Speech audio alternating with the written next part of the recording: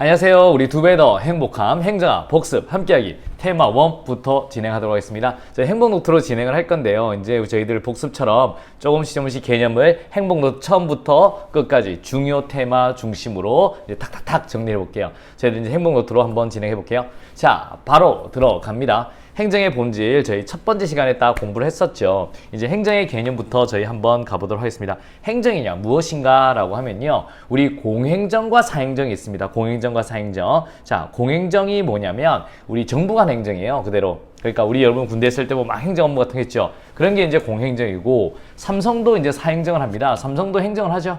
그래서 공행정, 사행정 모두 포함한 관리작용이라는 게 넓은 의미의 행정이다라고 보시면 돼요. 넓은 의미의 행정 이렇게 보시면 돼요. 여기 보면 광이 있죠? 넓은 의미의 행정이다.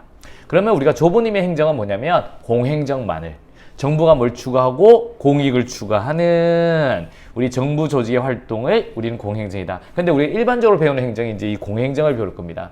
그런데 과거에는 행정이라는 개념이 government, 정부죠. 국가가 국민한테 수직적 개념이었습니다. 이렇게 다스리는 수직적 개념이었으면 오늘날에는 협치, 정부, 시민, 기업이 같이 하는 수평적 개념으로 바뀌었다. 이걸 뭐라고 해요? 가버넌스라고 한다라고 보시면 돼요. 가버먼트는 수직적 개념이고 가버넌스는 수평적 개념이다라고 보시면 돼요. 그래서 넓은 의미의 행정, 우리 어드미니스트레이션, 공행정 플러스 사행정. 우리 좁은 의미의 행정은 무슨 행정? 우리는 공행정만을 의미한다. 그래서 과거에는 가버먼트의 개념이었으면 오늘은 가버넌스의 개념이다 라고 머릿속에 다 넣어두시면 되겠습니다. 자, 그러면 밑에 이제 우리 행정의 특징은 공익을 추구하죠. 공공의 이익을 추구한다 라고 보시면 되는 거고요. 그 다음에 공공 서비스를 생산, 공급, 분배하는 활동이다 라고 보시면요, 과거에는 다 정부가 했습니다. 근데 이제 요즘에 민간을 활용하는 방법들이 있죠. 그래서 뭐 계약 방식, 보조금 방식, 요게 이제 뒤에서 배우는 거고, 그리고 여러분 정치 과정에서 결정을 하고 행정이 관리하고 집행을 하거든요. 그래서 정치 과정과는 뗄래야 뗄 수가 없다 라고 보시면 되고요. 관계 형성 및 상호작용을 한다. 왜? 집행을 하니까. 이렇게까지 딱 정리하시면 되고요. 자, 이제 여기서 우리 요번 테마에서 가장 중요한 거는 재화의 유형과 공공재의 행정의 특징이에요. 지금 빨리 나가는 거는 크게 막 우리 중요하지 않으니까 싹 보시면 되고요. 이렇게 오늘의 주요 테마라고 하면 이 부분을 잘 보시면 돼요. 자, 재화의 유형과 공공재로서의 행정의 특징이에요. 원래 재화를 굉장히 많은 기준으로 나눕니다. 경제학에서는. 그런데 우리는 경합성과 배제성으로 나눠보겠습니다. 자, 이거 사바스의 이제 나눔인데요. 경합성은 뭐냐면 제가 소비하면 여러분이 소비할 확률이 준다라고 보시면 돼요. 제가 물을 한 잔 꿀꺽꿀꺽꿀꺽 아니면 음료수를 꿀꺽꿀꺽꿀꺽 여러분이 먹을 확률이 줄죠. 그럼 경합성이 있다는 거예요. 제가 숨 한번 쉬어볼게요. 여러분 숨 한번 쉬어보세요. 여러분이 숨 쉴 확률이 준다 안 준다? 안 줄어요. 그럼 경합성이 없다라는 겁니다. 비경합성이라는 개념인 거고요. 자, 배제성은요, 이런 우리 휴대폰 같은 경우는 돈 안 주면 못 사죠. 들고 뛸 수 없죠. 이러면 배제성이 있다라는 겁니다. 하지만 여러분 돈 안 냈다고 숨 쉬지 마 라고는 못합니다. 그럼 배제성이 없다라고 보시면 돼요. 우리 일반적으로 우리 경합성도 있고 배제성도 있는 게 요 시장제입니다.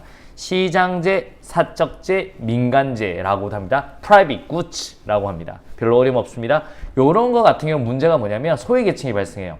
그래서 정부는 뭘 한다? 복지국가를 실현해야 되는 거고요. 자, 요금제입니다. 우리 경합성 없는데 배제성, 돈 안 내면 못한다. 영어로는 톨 굿즈라고 합니다. 톨게이트 하시죠? 톨 굿즈, 그걸 요금제입니다.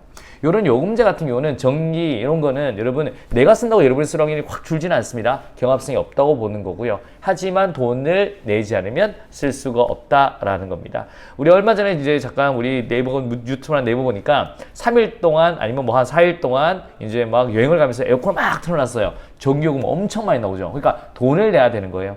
내가 소비한다고 여러분이 소비 확률이 줄지 않는다. 요런 요금제의 문제점이 뭐냐면 기본적으로 가만히 있으면 규모의 경제가 발생해요. 규모의 문제. 규모의 문제가 뭐냐면 크면 클수록 단가가 떨어진다는 거예요. 아시겠습니까? 단가가 떨어진다. 그럼 경쟁을 하면 이기죠. 그러면 당연히 자연 독점 됩니다. 그러면 결국 저 같으면 이제 행정 강사 저 혼자면 1년에 몇 번 수업한다고요? 4번 할 겁니다. 4번. 여러분 아시겠습니까? 여러분 한 번은 올림픽 잠실 주경기장 빡! 한 번은 부산, 한 번은 대구, 한 번은 광주 빡! 이렇게 해서 한 명당 500받을 받을 거예요. 이렇게 독점이 되면 가격이 높고 우리 공급량을 줄여버리잖아요. 그래서 시장 실패가 생깁니다. 그래서 정부가 공ገብ해서 공급한다라고 보시면 되겠고요.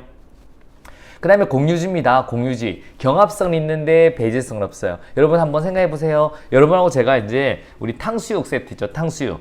탕수육 하나 하고 짜장면 두 그릇 먹는다고요. 탕수육 딱 하나 먹고 그 다음에 짜장면을 두 그릇 쫙 그 다음에 쫙 이렇게 먹는다 그럴게요. 그러면 제가 이제 한 입에 굉장히 많이 쑤셔넣습니다. 막 탕수육을. 여러분 나 째려볼래요? 안 째려볼래요? 째려볼 겁니다. 왜? 여러분이 먹을 확률이 주니까.